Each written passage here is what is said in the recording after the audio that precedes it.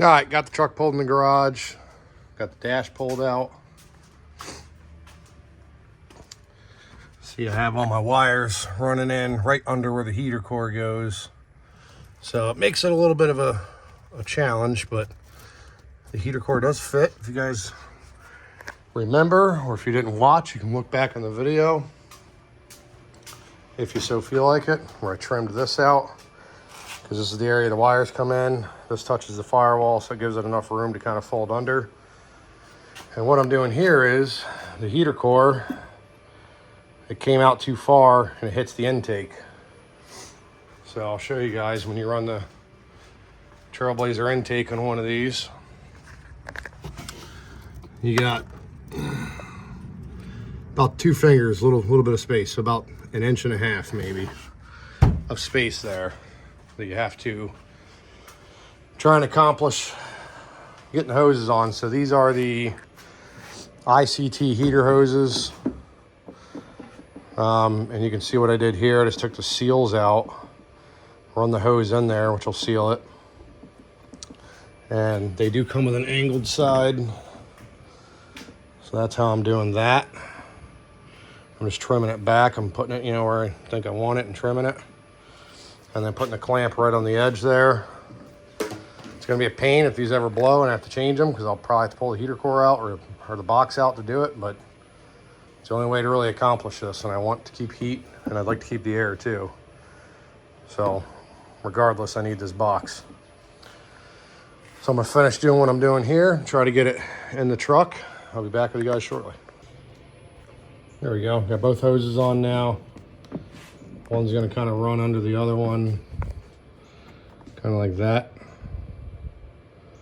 And that should be, it's gonna be a little tight. It might even touch a little bit, but I'm hoping that's enough. We'll see. If not, we'll come back and readjust. That's all. Gotta put my top back on here, pop her in the truck. Be back in a minute. All right, it's sitting in there. I have 1 bolt started. What a pain. So right now I have the intake unbolted. And you can see it slid forward about 2 inches, just so I could get to that bolt, because that's a pain, but that's the main bolt that holds the box in. There's a couple other little bolts down in yonder, down where you don't want them, as usual, but it is what it is.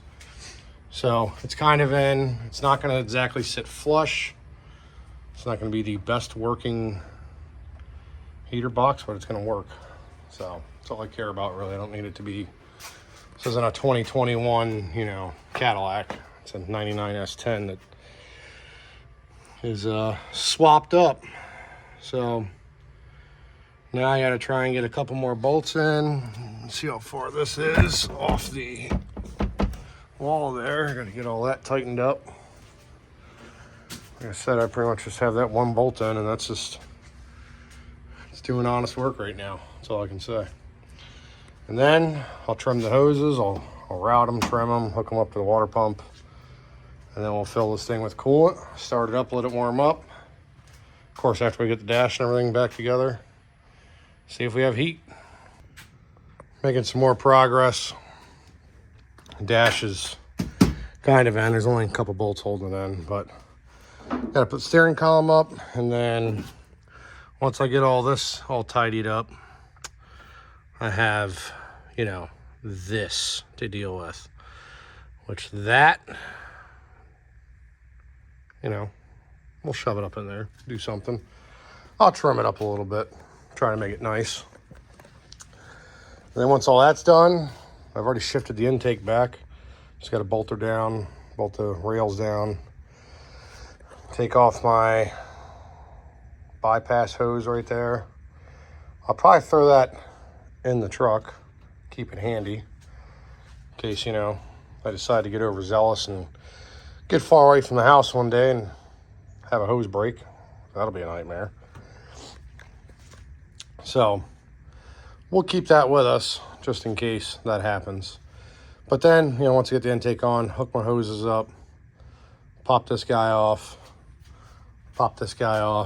fill it with coolant. And for those of you, I'm assuming most of you, if you've probably played with LSs a little bit, when you do a swap, right, sometimes like this radiator is almost equivalent with the heater core and the engine's a little bit under it. And your thermostat's down there. It's a little hard to fill it through the radiator. So if you pop this upper hose off, puke it in there, that way it'll gurgle, gurgle, gurgle, you know. It's a lot easier to fill.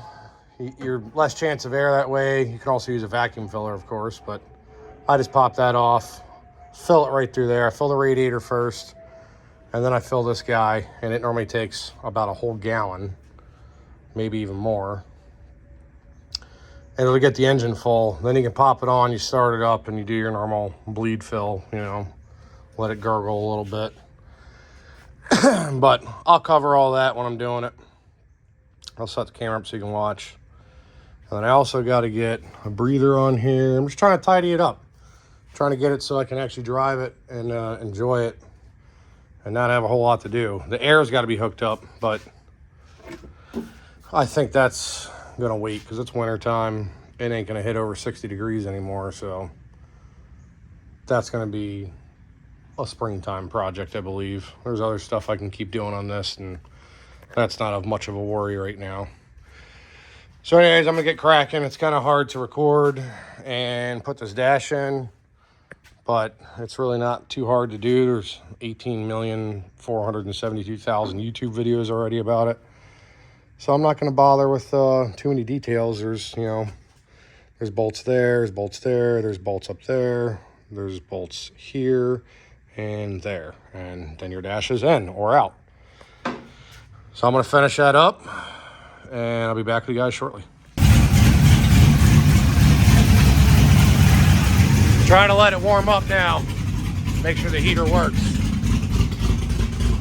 We're at 154 degrees. You got that good oil pressure.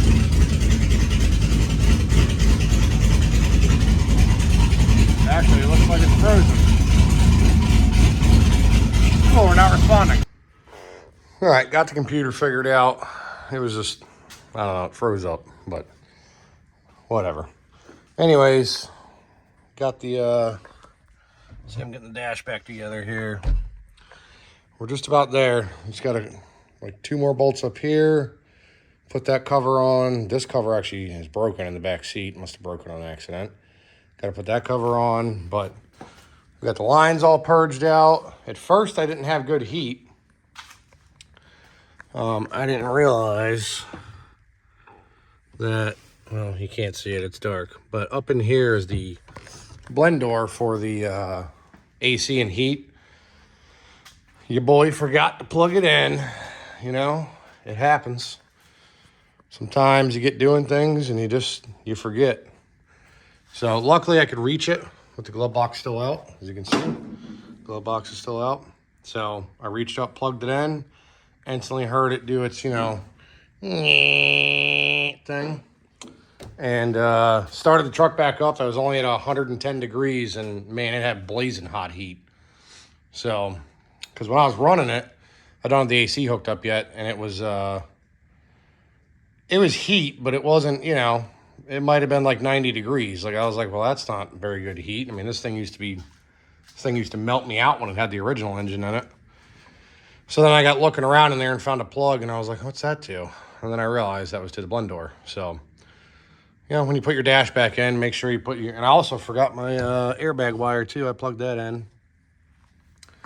Forgot to plug that in the originally. So, yeah, now it has blazing hot heat. Everything's hooked up. No lights on the dash other than the check engine light.